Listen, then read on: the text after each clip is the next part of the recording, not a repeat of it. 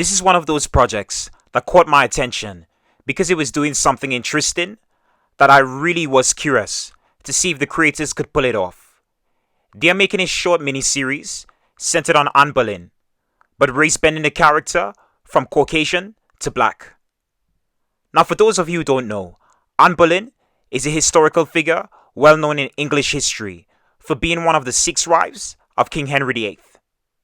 Yes, you heard that right. He had 6 wives. There was, let's just list them in order: Catherine of Aragon, Anne Boleyn, Jane Seymour, Anne of Cleves, Catherine Howard, and finally, Catherine Parr. Just a quick little history lesson for you. But for this video, we'll be focusing on his second wife, Anne Boleyn, played by actress Jodie Turner. The British star is an up-and-coming talent, known for her breakout role alongside Daniel Kaluuya as Queen in 2019's crime drama Queen and Slim. Okay, with that backstory out of the way, let's get into it.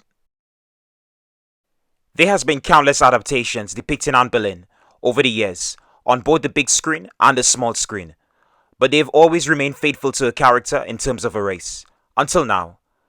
I really think casting Jodie Turner as the former Queen is a creative decision that will create headlines for sure, but overall, it is just a different approach to telling a story that's been done countless times.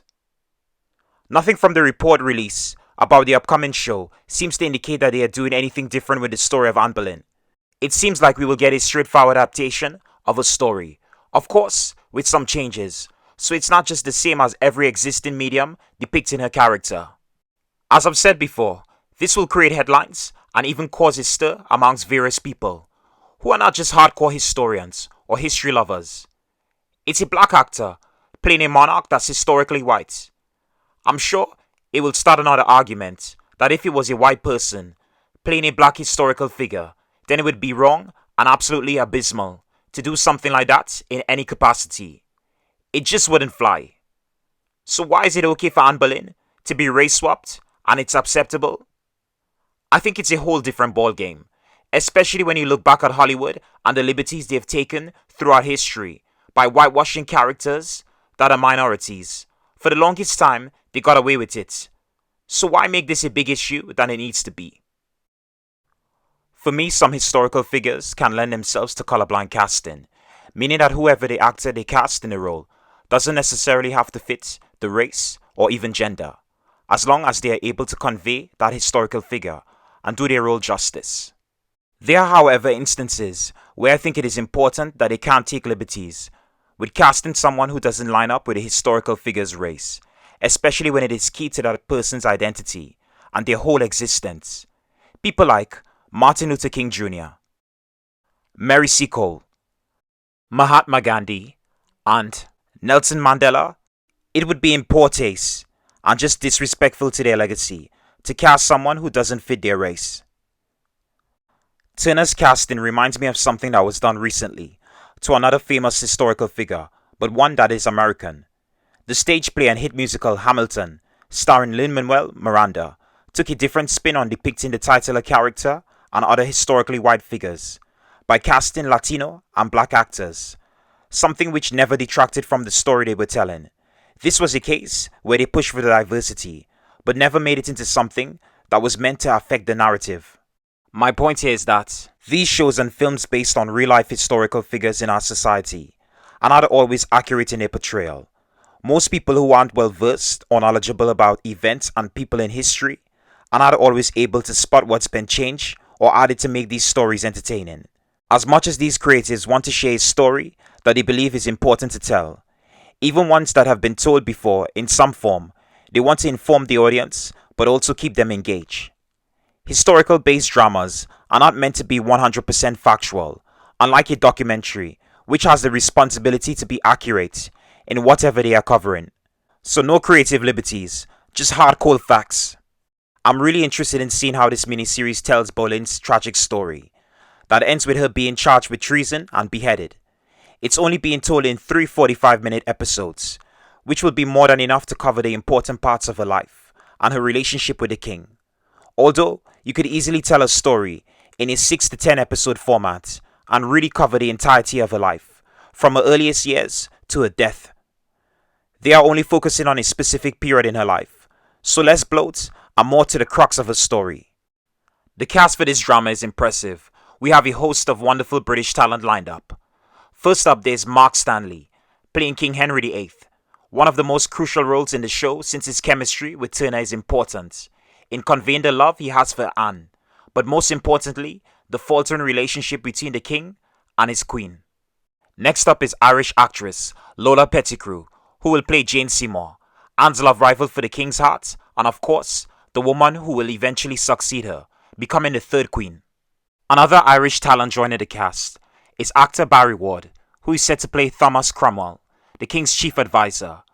Cromwell not only helped the king to get out of his first marriage, so he could marry Anne, but he was also responsible for the charges set against her and her brother.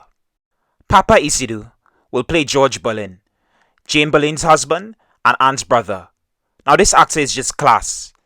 If you haven't seen I May Destroy You, where he played one of Michaela Cole's friends, then get on it. Sorry, I just had to highlight the actor. Big fan. I like that they followed through and didn't just make Anne the only character to be race-bended. It makes sense that her brother would be black as well for this version of the story. Finally, we have Anna Brewster as Jane Boleyn, Anne's sister-in-law. Her character has ties to the royal family, dating back to the first queen, Catherine of Aragon. It's believed she even played a part in her husband and Anne's demise, which is no doubt going to be a juicy role for Brewster to play. Just looking at his cast list on IMDb has me excited to see this wealth of British talent acting alongside each other in what I'm sure will be a memorable series. Eve Hedwig Turner is perhaps the most key part in this series coming together, since she is the writer and the one who pitched the script to the studio, and of course our main lead. Who wouldn't be attached to this project if she didn't believe in its script? This is Eve's first ever television show, and major project as a writer since she decided to shift her attention from acting to screenwriting. Even though she's a newcomer, and we are yet to see any of her work to tell if she's a competent creator, I believe that what she has penned for this story will set the bar for what we can expect from her going forward. Also, I'm being optimistic. New creators always bring something exciting to the table, and most times they end up delivering on what they can offer to the industry and to the audience who crave for more varied content. So I've mentioned before that there are multiple adaptations that are centered around or featured Anne Boleyn in some capacity. Actresses like Jodie May, Helena Bonham Carter, Natalie Portman, Merle Oberon, Genevieve Bujold, Natalie Dormer, and Claire Foy are just a few of the women who are responsible for bringing a monarch to life throughout the years. They all give different performances, some more memorable than others. And yes, they're all white, which was just the standard at the time when finding an actor to play the part. But in casting these women, they weren't just aiming to get a white actress in a role.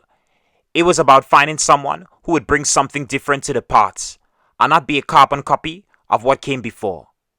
There are certain elements in their performance that would be similar, but overall, they brought a new version of Anne Boleyn, and one that was unique to the story they were telling. Now with Jodie Turner following in their footsteps, she brings not only diversity to the part, but a fresh new take on a role that has almost been done to the death at this point. Let's just give this a shot and see how this will turn out. Jodie is going to stun viewers, not just with her looks or presence, but the level of depth and emotion she will put into her portrayal, which will no doubt leave many torn over her character's demise.